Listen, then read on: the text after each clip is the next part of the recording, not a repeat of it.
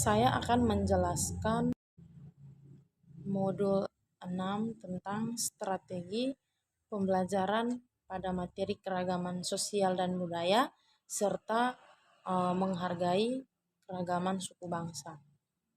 Nah, kita langsung masuk saja pada bagian yang pertama. A. Pembelajaran tentang sejarah praaksara bangsa Indonesia. Setiap bangsa memiliki masa yang berbeda-beda dalam melakukan peralihan dari masa praaksara menuju zaman sejarah. Nah, hal ini bergantung dari bukti yang dapat ditemukan. Bisa jadi bangsa tersebut telah mengenal tulisan atau ada bangsa lain yang bercerita tentang keberadaan bangsa tersebut. Nah, dalam menjelaskan sejarah kehidupan manusia, para ahli membagi zaman prasejarah ke dalam dua bagian, yaitu zaman batu dan zaman logam. Hal ini dikemukakan oleh Sukmono tahun 1991. Nah, zaman batu ini dibagi lagi menjadi zaman Paleolitikum, Mesolitikum, dan Neolitikum. Kemudian zaman logam dibagi menjadi zaman tembaga, zaman perunggu, dan zaman besi. Nah, sedangkan zaman sejarah biasanya diawali dari sejarah raja-raja dan atau sejarah perkembangan suatu bangsa.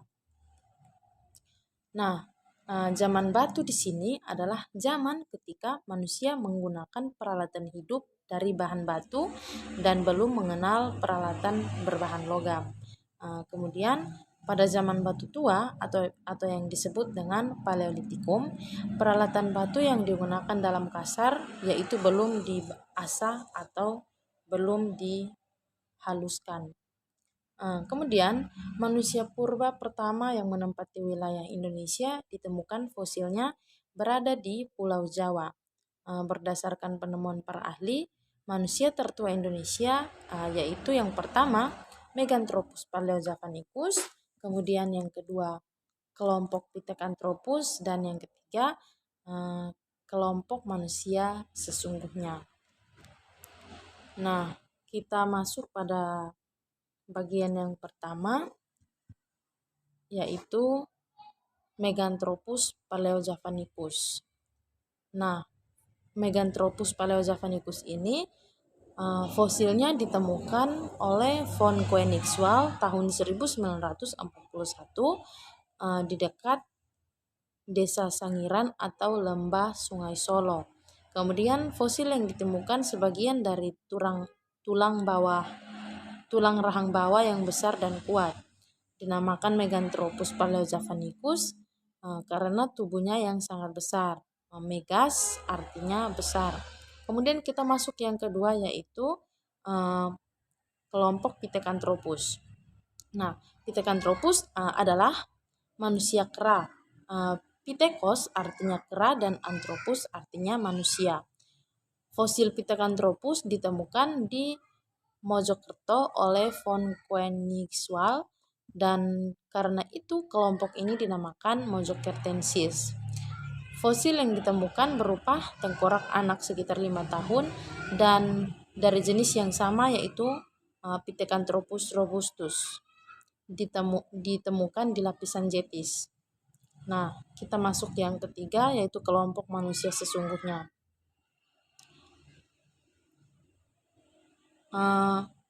Untuk fosil manusia sesungguhnya biasanya diawali dengan kata homo karena dari kelompok ini telah menunjukkan sifat manusia.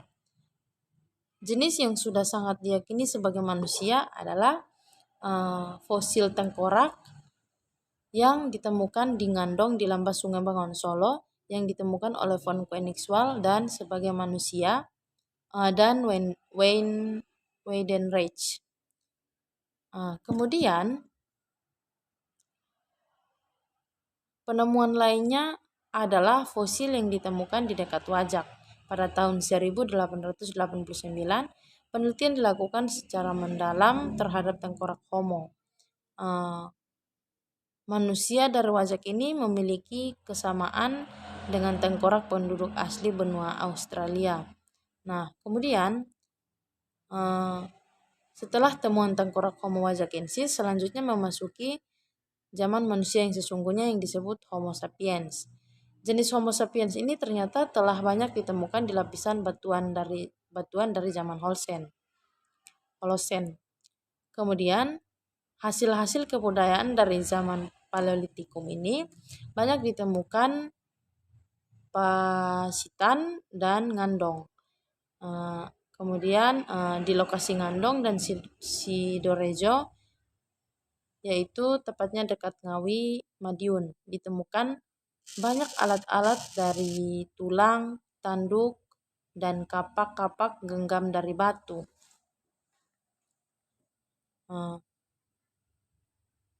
Nah, kemudian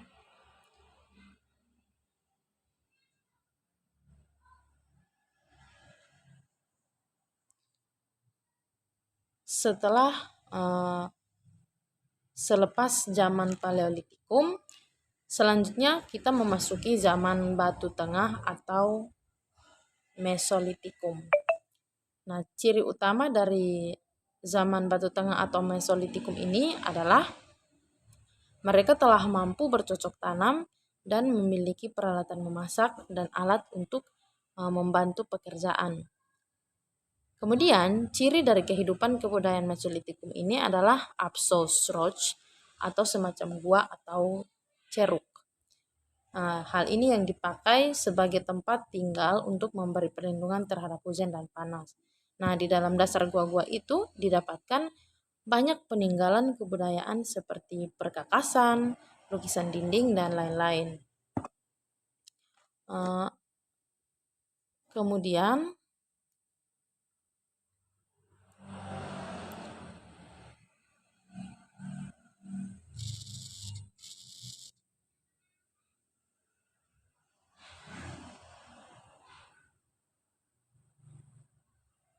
Kemudian kita memasuki zaman Neolitikum. Nah, zaman ini dianggap sebagai zaman revolusi di zaman batu. Hal ini dikemukakan oleh Sukmono tahun 1991 karena perkakas dari batu tersebar secara meluas di tanah air dan penghidupan mencari makanan atau food gathering telah banyak ditinggalkan dan diganti dengan memproduksi makanan atau yang disebut dengan food producing. Orang-orang telah mengenal bercocok tanam dan beternak serta pandai membuat rumah. Nah, kehidupan manusia zaman itu sudah bermasyarakat dan sebagian dari mereka telah memiliki keterampilan kerajinan tangan seperti menenun dan membuat periuk. Kemudian kerajinan tangan sudah seperti kehidupan saat sekarang. Nah, ciri dari kemajuan zaman Neolitikum ini adalah keahlian dalam mengasah batu menjadi alat yang efektif dan telah diukur menjadi karya seni yang indah.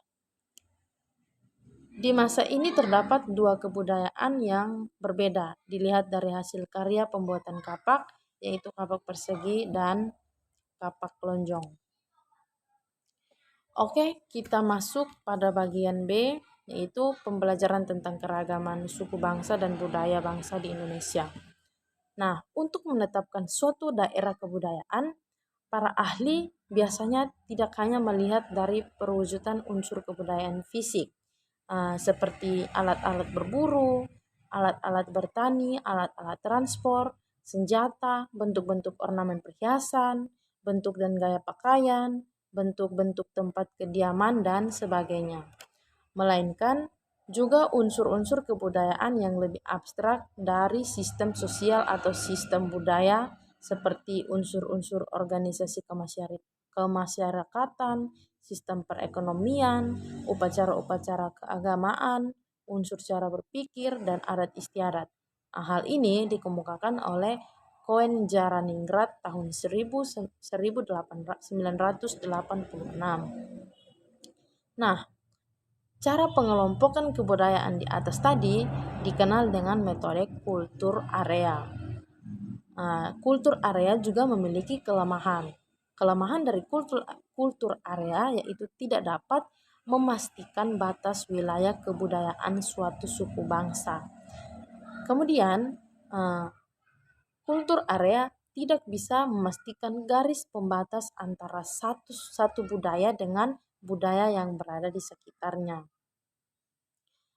Namun, wujud kebudayaan dibagi menjadi 3, yaitu ideas, activities, and artifact. Nah, kita langsung saja pada wujud yang pertama, yaitu wujud ideal. Wujud ideal di sini wujud ideal dari kebudayaan.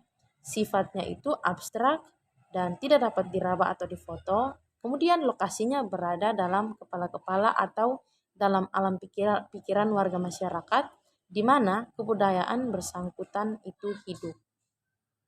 Kemudian kita masuk pada yang kedua. Wujud kedua adalah aktivitas. Nah, yang dapat dilihat dari aktivitas di sini yaitu sistem sosial.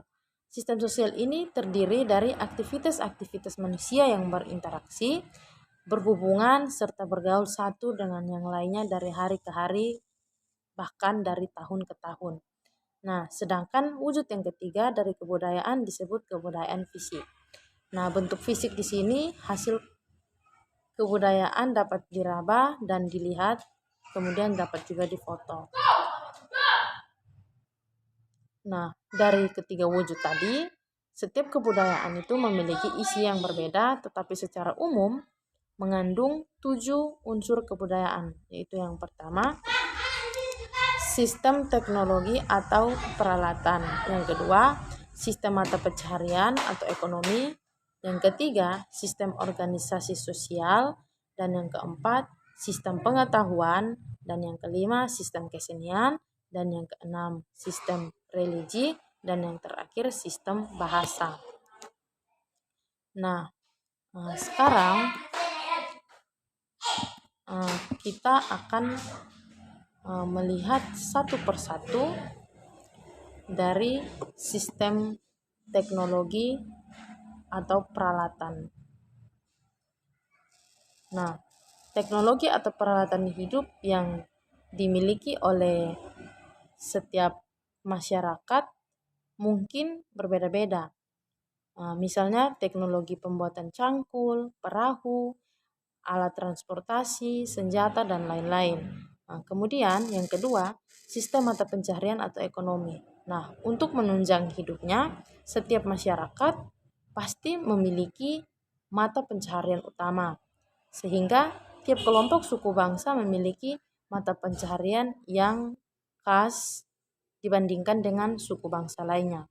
Nah, kita masuk yang ketiga, sistem organisasi sosial. Suku bangsa yang merupakan kelompok masyarakat besar akan memiliki sistem kemasyarakatannya yang berbeda dengan suku bangsa lain. Dan yang keempat, sistem pengetahuan. Setiap masyarakat memiliki pengetahuan yang digunakan dalam kehidupan sehari-hari, baik dalam bidang agraris maupun dalam hal pengobatan. Nah, dan yang kelima, sistem kesenian. Setiap masyarakat atau suku bangsa memiliki perasaan yang dituangkan dalam bentuk benci, sedih, gembira, jengkel, bahagia, marah, dan sebagainya. Nah, kemudian yang keenam, sistem religi. Setiap masyarakat atau suku bangsa memiliki perasaan yang dituangkan dalam bentuk sistem religi. Bangsa Indonesia yang bineka memungkinkan munculnya berbagai macam kepercayaan sebagai suatu warisan masa lampau dan perjalanan hidup masyarakat bersangkutan sebagai warisan budaya. Nah, dan yang terakhir, sistem bahasa. Suku-suku bangsa di berbagai daerah di Indonesia memiliki bahasa masing-masing sebagai alat komunikasi. Nah, di samping Indonesia memiliki beraneka bahasa daerah, juga memiliki bahasa pemersatu sebagai bahasa nasional, yaitu bahasa Indonesia. Nah, kemudian langsung saja kita masuk ke bagian C, pembelajaran tentang menghargai keragaman suku bangsa dan budaya Indonesia.